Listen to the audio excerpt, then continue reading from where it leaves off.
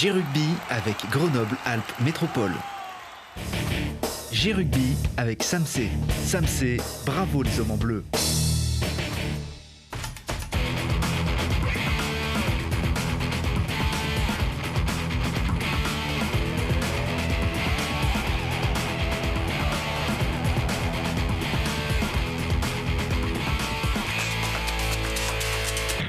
Bienvenue à tous les amateurs de ballon ovale. C'est le magazine du FCG Rugby et de tous les amateurs de rugby et aussi des clubs amis qui sont même liés par une convention avec le FCG Rugby. C'est le cas du SOV, le Stade Olympique Voironnais, avec ici Éric Ferruy, son entraîneur. Bonsoir. Bonsoir. Florian Faure, troisième ligne. Bonsoir. Bonsoir. Nicolas Bonnegro, le capitaine. Bonsoir Nicolas.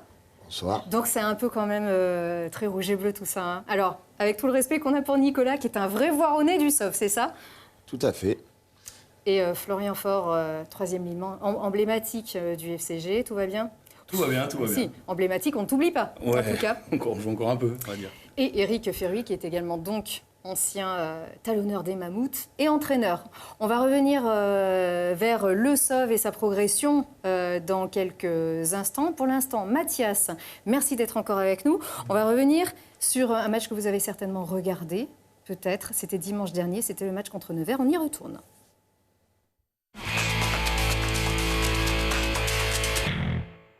Ça aussi, Florian, des beaux jingles. Alors, 4 points parce qu'on se débriefe le match en 4 points. Là, pour le coup, il y en a 5. Encore un bonus offensif. C'est le 3e bonus offensif d'affilée pour le FCG. Alors, un petit souvenir, Florian, ou pas? Est-ce que ça vous est arrivé, toi aussi, lorsque tu étais un Grenoblois, peut-être d'avoir 3 BO d'affilée? 3 BO d'affilée à Grenoble, j'avoue que je l'ai pas de souvenir, sachant qu'on a fait des saisons quand même un peu ric-rac quand on était monté. Ouais. Des belles saisons aussi. Des belles saisons, ouais, des belles saisons, mais on va dire que les victoires avec bonus offensif, c'était pas trop nos spécialités. On verrouille un peu plus le jeu. Et bonus tout court, d'ailleurs. Bonus tout court, on prenait pas mal de défensifs aussi, mais on gagnait souvent par 4 points. Exactement. Alors moi, la dernière que j'avais trouvée, c'était en 2012, avec la victoire sur La Rochelle, puis sur Béziers, sur ce match où le FCG avait levé le bouclier. Là, ça y est, c'est fait, c'est battu. Et donc, ça fait effectivement beaucoup de bien d'avoir... C'est pour la petite histoire, évidemment, cette histoire de bonus qu'il faut retenir. C'est évidemment que le FCG gagne quand même une 3e fois d'affilée et de très belle manière, avec plein d'essais, Mathias. Ouais, mais plus que pour le mental, je pense qu'une victoire bonifiée, c'est quand même... Il y a un point supplémentaire. Donc, oui, c'est ce que nous disait David Kubriashvili sur ce plateau la semaine dernière. C'est des points à prendre en avance pour les semaines où il y en aura un petit peu moins. Et dans la lutte finale, oui. ça comptera à la fin de la saison. Rien à voir avec, Rien à voir. avec la Géorgie, évidemment. Alors, il y a eu beaucoup d'essais. Il y en a eu 6 de la part du FCG. Alors, nous, on a gardé nos petits coups de cœur, évidemment, à savoir, je ne sais pas qui peut commenter, Florian qui a l'habitude d'être sur France Bleu Isère, Raymond Roule, le sprinter du FCG. Belle pointe de vitesse, hein, quand même. Il prend un intervalle après derrière. Ouais. Il n'essaye même pas de le toucher, il va tellement vite, donc vraiment bel essai. Donc c'est vrai que Grenoble marque de beaux essais en ce moment. On voit un deuxième derrière de Rouleux aussi qui remet, voilà, c'est parti, puis après. Alors voilà, ça défend peut-être pas suffisamment aussi. Non, mais la pointe de vitesse, c'est phénoménal. Là, c'est la définition, comment est-ce qu'on s'arrache pour aller marquer un essai. Alors là, il est allé au bout de sa course. On dirait un peu un petit Ratini de l'époque, quand il patalait. Mais là... Oui. Tout à fait. Alors l'autre essai coup de cœur, il est un petit peu pour toi aussi d'ailleurs, hein, Florian, c'est ton copain Fabien Alexandre. Alors ça, s'il ne fait pas plaisir cet essai-là. Ouais, c'est bien. 2e essai déjà pour Fabien en une saison. Je pense qu'il a battu son record. Parce que je lui avais dit par téléphone, j'ai dit t'as battu ton record, c'est bien.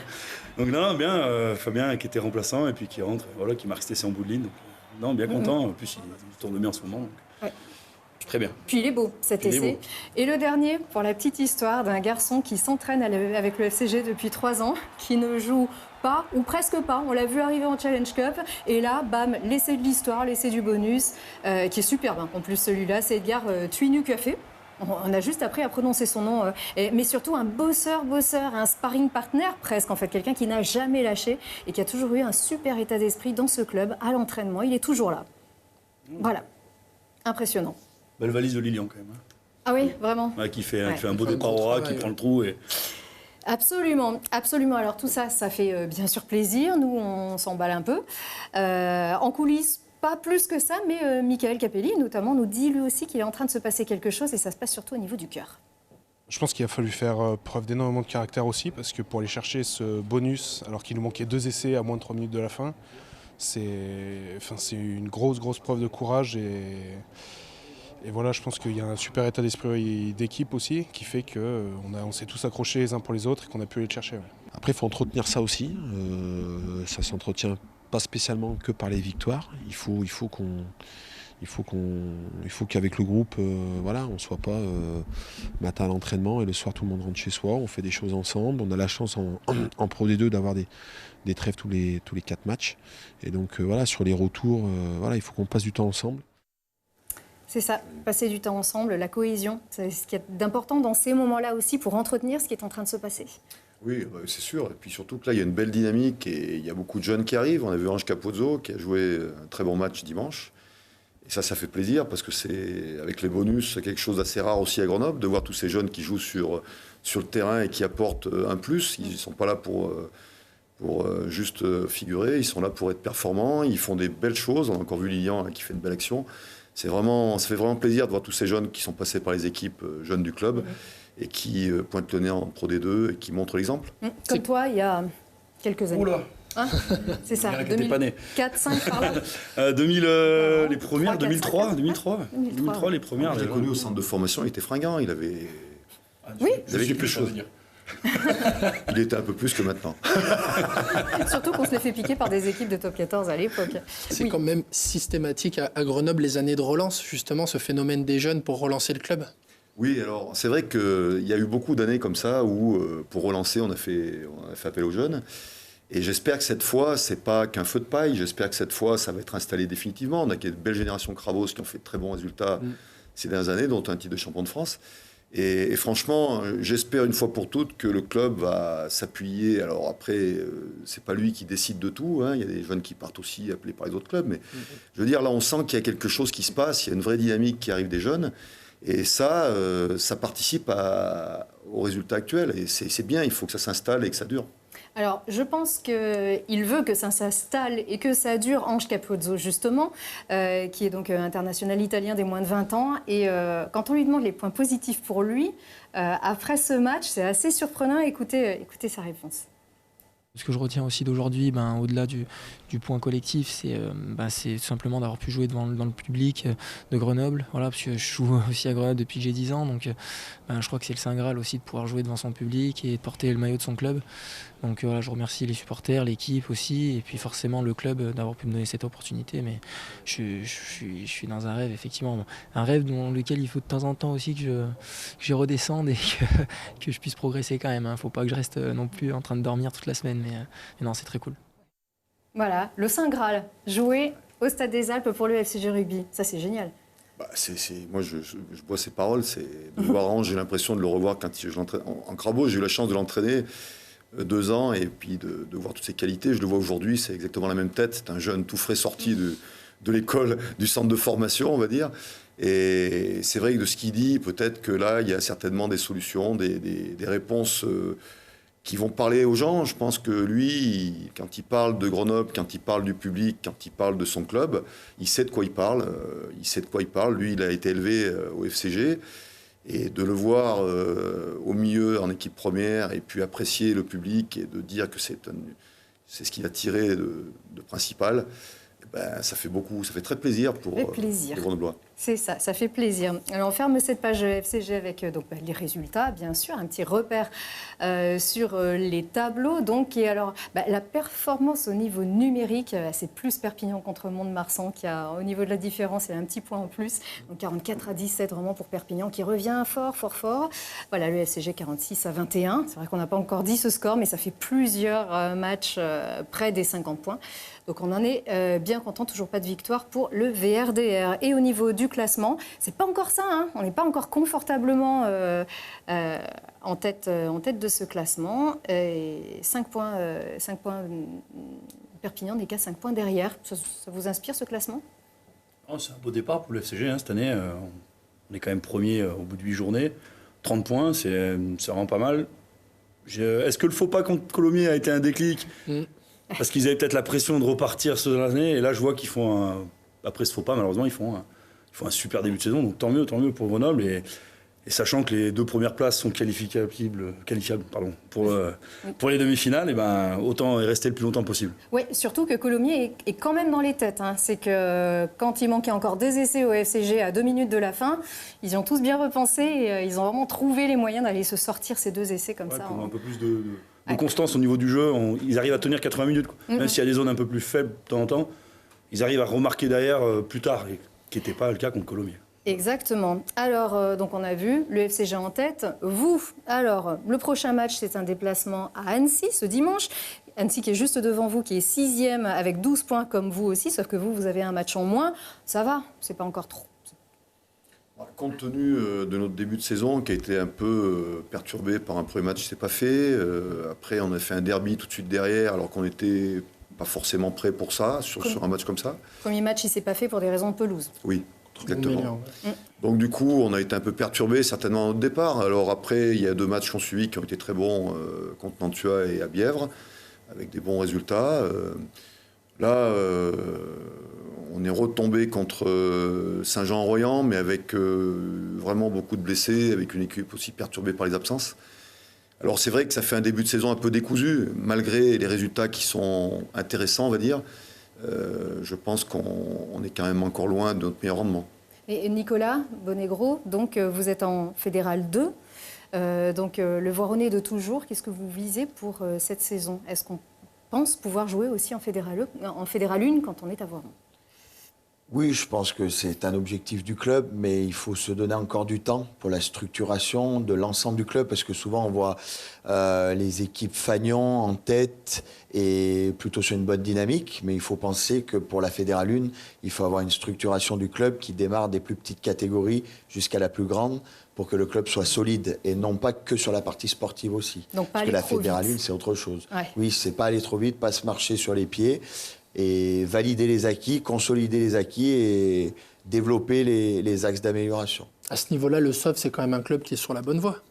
Oui, je pense, parce que le SOV, je pense que c'est un club qui a beaucoup de potentiel sur tous ces secteurs. Mais maintenant, il faut structurer encore une fois tout ça, bien organiser pour pouvoir être performant par la suite. Alors, vous êtes encore un petit peu frustré de ce qui s'est passé l'an dernier. Vous avez raté la qualif en raison d'une pénalité, d'une sanction de 6 points. Donc, un match perdu et 2 points de pénalité, car la licence d'un de vos joueurs n'était pas conforme. Ce joueur, c'est Florian. C'est Florian, justement. Qu'est-ce qui s'était passé? En gros, alors je sais que c'est un peu compliqué au niveau administratif, mais vous vous êtes défendu jusqu'au bout, pensant avoir des arguments aussi pour éviter ça. Je vais laisser Bibi parler. Voilà. Bon, mais disons que moi j'aimerais aujourd'hui qu'on ne revienne plus sur ces problèmes administratifs qu'on a eus. On a changé les choses. Je pense que la leçon a été tirée par les dirigeants. Il y a eu des changements qui ont été opérés. Le club, comme disait Nico, essaie de se structurer. C'est vraiment important pour que dans l'avenir, on puisse envisager un développement. Aujourd'hui, on est à notre place en Fédéral 2. On essaye de bien y figurer. On espère aussi pouvoir, sur le terrain, être un peu plus serein pour pouvoir être plus performant avec moins d'histoires extrasportives et de pouvoir enfin se mettre sur le chemin déjà de la réussite sur le terrain, et puis pourquoi pas après de penser un peu plus loin. Mais il faut faire les choses dans l'ordre. Alors on parle justement de changement au niveau administratif. Thierry Perrault est parti, c'est un mini-séisme quand même à Voiron. On vient de dire qu'on arrête de parler de l'extra-sportif. Non, mais il faut expliquer les choses. Oui. Moi, quand je dis on arrête, parce que je pense que la vérité elle appartient au terrain, c'est le terrain qui doit diriger. Mais je veux dire, Thierry Perrault, c'est vrai que c'est un personnage emblématique du renouveau du SOV depuis une dizaine d'années, un peu moins. Mais bon, il a décidé lui-même d'ailleurs de se retirer. Je pense que c'est après une réflexion, après des années passées où il s'est dit peut-être qu'il y avait à changer les choses. Ils se sont concertés avec Fred Chabert. Ils ont trouvé un consensus qui nous permet aujourd'hui de repartir sur un autre pied. Thierry est toujours là, différemment. Fred Chabert est un peu plus président, on va dire, un peu plus seul peut-être. Mais en tout cas, enfin seul, dans le sens où c'est lui qui dirige tout seul. Mais c'était nécessaire peut-être pour montrer aussi, peut-être aux instances, peut-être aussi pour l'image du club, de dire qu'on repartait d'une autre manière, et que cette fois, on avait tiré les leçons du passé et que donc on reproduirait pas les mêmes erreurs. Voilà, c'est une façon de dire ça, je pense. Ça remet les projecteurs sur le terrain. Exactement. D'ailleurs, on voulait beaucoup plus de discrétion. Cette année, ça a été annoncé dès le début de saison. On avance. Nicolas, d'ailleurs, ce collectif, quel est-il? Qui est dans cette équipe de Voiron? Un club qui vit vraiment bien aussi avec ses supporters chaque week-end. Oui, ce club de Voiron est quand même composé d'un noyau aussi de joueurs issus de la formation, qui sont comme plusieurs. On a eu la chance de passer par Grenoble, ce qui nous a apporté un petit peu des éléments supplémentaires, revenir dans notre club de formation derrière. Et puis là, on est sur un cycle, hormis Flo et quelques autres anciens qui s'accrochent pour constituer cette équipe. Il y a quand même une ossature qui a changé, qui a baissé au niveau de la moyenne d'âge et donc aussi au niveau de l'expérience. Donc, c'est pour ça que ces quelques matchs de début de saison, il y a peut-être manqué un petit peu d'expérience pour ramener l'ensemble des victoires qu'on aurait aimé avoir. Mais ça se construit, mais ça va dans le bon sens. C'est ça, il faut que ça coagule. Ouais. Il nous faut encore un petit peu de temps, mais c'est en train de prendre, vraiment. Donc on annonce de belles choses, mais voilà, on veut travailler en discrétion et en toute humilité, encore une fois. On va vous laisser travailler en toute discrétion. Alors, en toute humilité, on peut revenir. Florian, donc toi, tu es troisième ligne donc à Voiron, formé à Tullin, au centre de formation du FCG, puis au FCG, équipe première, puis Castres, Biarritz, Grenoble et donc Voiron. Retour à Grenoble et Voiron. Donc, t'as oublié Oyonnax. Ah, j'ai oublié Oyonnax. Ah mince. Et oui, après Grenoble. Ça reste dans la région. Ça reste dans le coin. Ça reste dans la région. Éric Bibi Ferruy, donc tu es ancien talonneur légendaire des Mammouths. On les adore ces images-là, mais également entraîneur des Crabos, des Espoirs aussi. Et puis donc depuis l'an dernier, en fait, tous les deux, vous faites le pari de Voiron. Oui, c'était l'époque où on faisait les lancers à une main, mais c'était vachement bien. J'en suis pas très fier. Je viens de me revoir. Ça me fait bizarre, j'ai l'impression que c'est des images de la guerre, ça, tu vois. Alors, en fait, les images, elles sont en très bonne qualité, mais tout ce qu'on peut trouver sur le web est effectivement très compressé. Mais la télé était déjà pas si mal à l'époque. Mais les ballons étaient en cuir à l'époque. C'est ça. Et la mêlée, à peine elle a été sifflée, elle était déjà jouée. C'est ça qui était assez impressionnant. Pourquoi tous les deux, vous avez fait le pari de Voiron? Moi, j'ai commencé, donc après Flo, je lui laisserai... compléter certainement à sa manière. Bon, le pari de Voiron, parce que je pense que Voiron, c'est un club d'avenir, c'est un club qui a un passé déjà glorieux, je dirais, 120 années passées. D'ailleurs, on fête les 120 ans du club cette année. Et donc, c'est un grand club, dans un premier temps. Après, comme dit Nico, il y avait beaucoup de joueurs voironnais qui étaient passés par le FCG que je connaissais bien.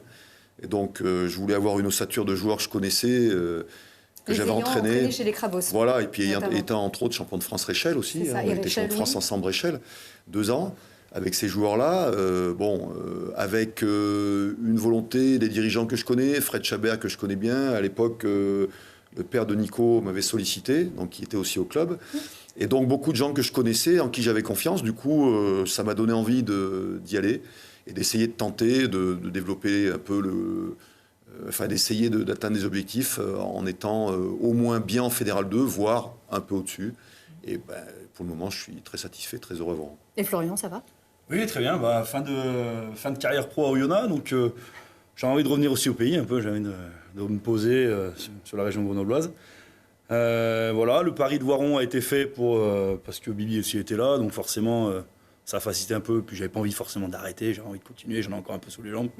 Donc j'ai dit, allez, en feu, on va voir ce qui se passe un peu en Fédéral 2. Le jeu aussi pour le plaisir. Pour le plaisir, voilà, là on retrouve le côté pro, c'est bien, c'est parce que c'est du plaisir aussi. Hein. Faut pas se mentir, on joue à un sport qui est magnifique et on a des salaires là-dessus à l'époque, donc jouer de sa passion, je pense que beaucoup voudraient. Maintenant... Venu à Voiron, oui, parce que défi de jouer encore un peu, et puis surtout prendre un peu de plaisir avec justement avec une petite bande de Voironnais que je connaissais pas et que j'apprends à connaître. Pour le plaisir, et puis nous aussi pour le plaisir, Florian. On a pris tellement de plaisir aussi devant les caméras, toujours avec tes éclats de rire, avec tes petites blagounes. On a fait une petite sélection, vous voulez les revoir. Allez, on regarde. Présentation Tarty, 5e. On y va. On va faire une interview de dos, comme ça je dis des conneries, tu sais pas qui c'est. C'est complètement différent parce que déjà le terrain il est un peu plus dur, on va dire. Hein. Elle est pas droite. Aïe, on a cassé quelque chose. Voilà, les problèmes de... On ne dira pas le nom, mais bon, c'est un talonneur du Gers.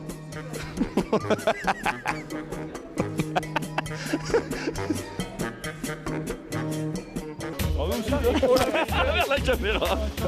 La caméra. Au secours, secoue.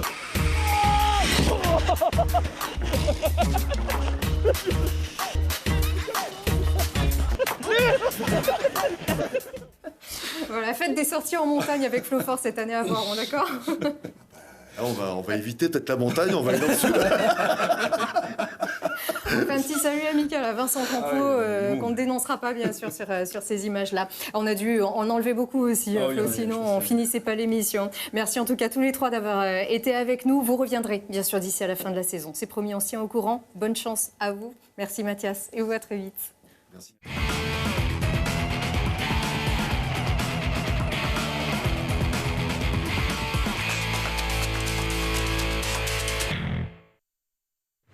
C'était G-Rugby avec Grenoble-Alpes Métropole. G-Rugby avec Samsé. Samsé, bravo les hommes en bleu.